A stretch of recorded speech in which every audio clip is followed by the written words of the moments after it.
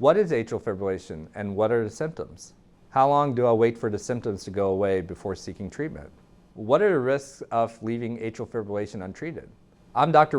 Singh, cardiac electrophysiologist here at Norman Regional, and I'm here to answer your questions about atrial fibrillation.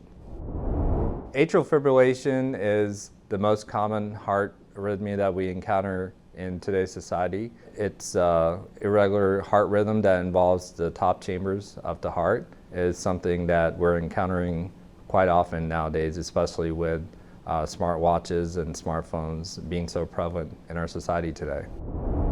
Age is the #1 risk factor for atrial fibrillation, so 25% of patients or people above the age of 40 will develop atrial fibrillation at some point in their lifetime. There can be a multitude of different symptoms that are associated with atrial fibrillation. Common ones that we see in patients are palpitations, feeling like your heart's fluttering or racing, shortness of breath, fatigue. There are also some patients that never experience any symptoms during their atrial fibrillation episodes.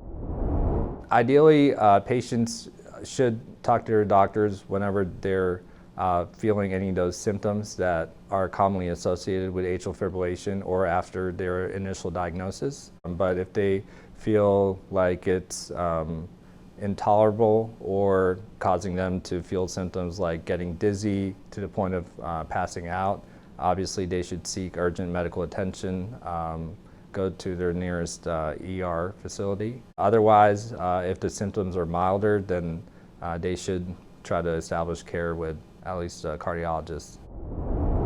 The main morbidity associated with atrial fibrillation is the risk of stroke or mini stroke.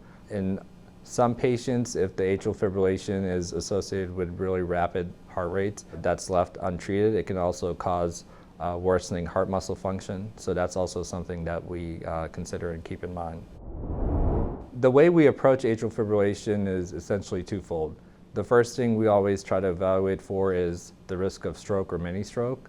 And so for that reason, we always try to ensure that patients, if they qualify or appropriately on blood thinners. The other aspect of atrial fibrillation management is primarily based on their clinical symptoms, which dictates if they're candidates for either rhythm medications or an ablation procedure.